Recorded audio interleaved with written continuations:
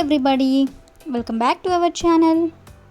In this video we have to learn some daily used English sentences that we are translating from Telugu to English which we used in daily life. So let's get started.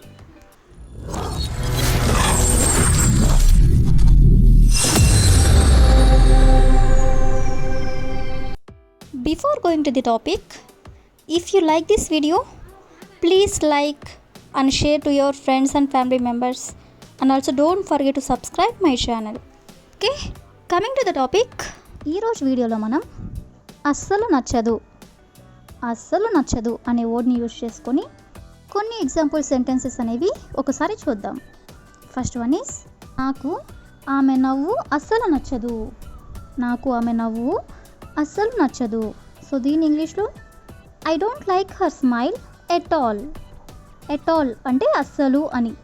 నాకు ఆమె నవ్వు అస్సలు నచ్చదు అనేదాన్ని I don't like her smile at all. అదేవిధంగా next one is నాకు అతని bike అస్సలు నచ్చదు. సో దీని ఇంగ్లీష్లో I don't like his bike at all. అంటే అతని బైక్ నాకు నచ్చదు. ఎట్ ఆల్ అంటే అస్సలు నచ్చదు. అదేవిధంగా నెక్స్ట్ వన్ ఈస్ నాకు ఈ మొబైల్ అస్సలు నచ్చదు. సో దీన్ని ఇంగ్లీష్లో I don't like this mobile at all. అంటే నాకు ఈ మొబైల్ అస్సలు నచ్చదు అని. నెక్స్ట్ వన్ ఈస్ నాకు ఆ హోటల్ అస్సలు నచ్చదు. సో దీన్ని ఇంగ్లీష్లో I don't like that hotel at all. అంటే నాకు ఆ హోటల్ అస్సలు నచ్చదు అని. అదేవిధంగా నెక్స్ట్ ఎగ్జాంపుల్ ఈస్ నాకు ఆ ఫుడ్ అస్సలు నచ్చదు.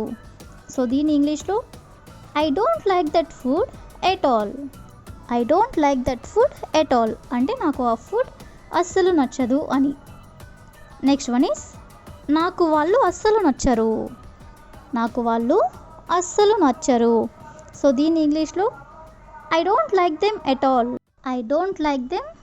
ఆల్. అంటే వాళ్ళు నాకు అస్సలు నచ్చరు అని. సో ఈ విధంగా మనం అస్సలు నచ్చదు అని దాన్ని యూజ్ చేసుకొని కొన్ని ఎగ్జాంపుల్ సెంటెన్సెస్ అనేవి చూసాం కదా. సో ఇప్పుడైతే నాకు తెలుసు అంటే ఐ నో ఈ వర్డ్ని యూజ్ చేసుకొని కొన్ని సెంటెన్సెస్ అనేవి చూద్దాం. సో ఫస్ట్ వన్ ఈస్ నువ్వు వస్తావని నాకు తెలుసు. సో దీని ఇంగ్లీష్లో I knew you would come. అంటే నాకు తెలుసు. యూ వుడ్ కమ్ అంటే నువ్వు వస్తావని. నెక్స్ట్ వన్ ఈస్ నువ్వు అతనిని పెళ్లి చేసుకుంటావని నాకు తెలుసు. సో దీన్ని ఇంగ్లీష్లో I knew you would marry him. అంటే నాకు తెలుసు. యూ వుడ్ మ్యారీ హిమ్ అంటే నువ్వు అతనిని పెళ్లి చేసుకుంటావని. అదేవిధంగా నెక్స్ట్ వన్ ఈస్ నువ్వు ప్రమోషన్ తెచ్చుకుంటావని నాకు తెలుసు. సో దీన్ని ఎలా చెప్పాలంటే I knew you would get the promotion. అంటే నాకు తెలుసు. You would get the promotion అంటే నువ్వు ప్రమోషన్ తెచ్చుకుంటావని. నెక్స్ట్ వన్ ఈస్ నువ్వు పూర్తి చేస్తావని నాకు తెలుసు. సో దీని ఇంగ్లీష్లో I knew you would complete it. అంటే నువ్వు పూర్తి చేస్తావని నాకు తెలుసు అని. నెక్స్ట్ వన్ ఈస్ నువ్వు జాబ్ తెచ్చుకుంటావని నాకు తెలుసు. సో దీని ఇంగ్లీష్లో I knew you would get the job. అంటే నువ్వు జాబ్ తెచ్చుకుంటావని నాకు తెలుసు అని. నెక్స్ట్ వన్ ఈస్ నువ్వు మ్యాచ్ గెలుస్తావని నాకు తెలుసు. సో దీని ఇంగ్లీష్లో I knew you would win the match. అంటే నువ్వు మ్యాచ్ గెలుస్తావని నాకు తెలుసు అని.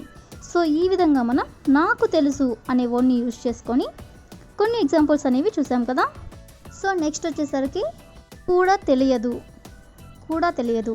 ఫర్ ఎగ్జాంపుల్, ఆమెకి ఎలా మాట్లాడాలో కూడా తెలియదు, అతనికి ఎలా మాట్లాడాలో కూడా తెలియదు. ఈ విధంగా కూడా తెలియదు అని చెప్తూ ఉంటారు కదా. దీన్ని ఎలా యూస్ చేయాలో కొన్ని ఎగ్జాంపుల్స్ అనేవి చూద్దాం. ఫస్ట్ ఎగ్జాంపుల్ ఇస్, ఆమెకి ఎలా ఒప్పించాలో కూడా తెలియదు. ఆమెకి ఎలా ఒప్పించాలో కూడా తెలియదు. సో దీన్ని ఇంగ్లీష్లో she doesn't even know how to convince. She doesn't even no అంటే ఆమెకి కూడా తెలియదు. ఏం తెలియదు? How to convince. How to convince అంటే ఎలా ఒప్పించాలో. ఆమెకి ఎలా ఒప్పించాలో కూడా తెలియదు అనేదాన్ని she doesn't even know how to convince him. Next one is, ఆమెకి ఎలా తీసుకోవాలో కూడా తెలియదు. ఆమెకి ఎలా తీసుకోవాలో కూడా తెలియదు. సో దీని ఇంగ్లీష్లో she doesn't even know how to take it. She doesn't even no, ఆమెకి కూడా తెలియదు. ఏం తెలియదు? ఎలా తీసుకోవాలో. దాన్ని how to take it. How to take it అంటే ఎలా తీసుకోవాలో అని. నెక్స్ట్ వన్ ఈస్, ఆమెకి ఎలా వండాలో కూడా తెలియదు. ఆమెకి ఎలా వండాలో కూడా తెలియదు.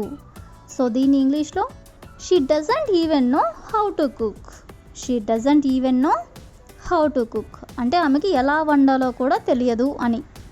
నెక్స్ట్ ఎగ్జాంపుల్ ఈస్, ఆమెకి ఎలా అక్కడికి వెళ్ళాలో కూడా తెలియదు.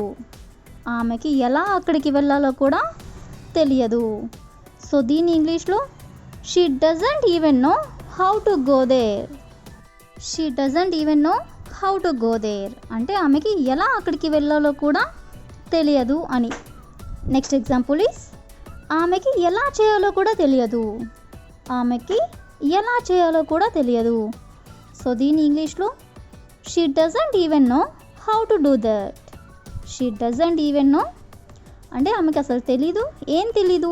ఎలా చేయాలో కూడా తెలియదు. సో దాన్ని how to do that. Next one is, ఆమెకి ఎలా ప్రవర్తించాలో కూడా తెలియదు.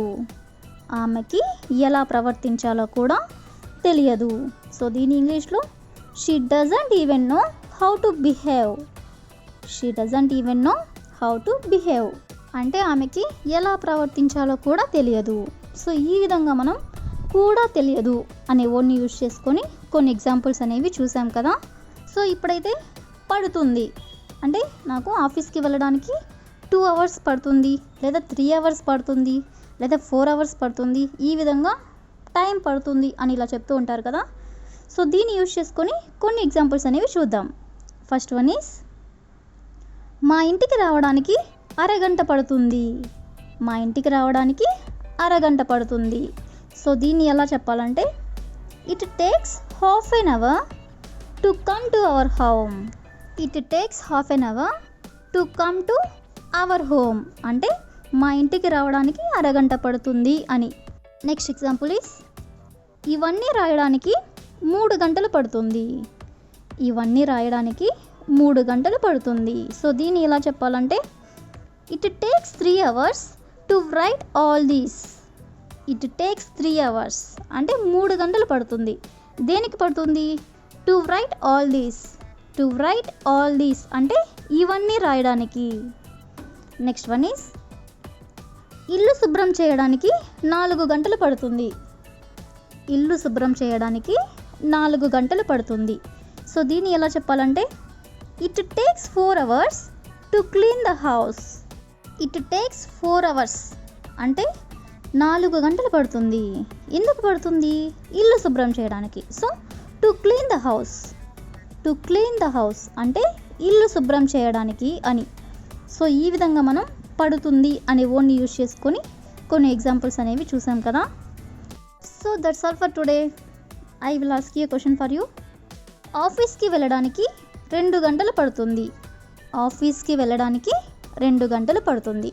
So if you know this one in English, please comment in the comment section. Thank you for watching.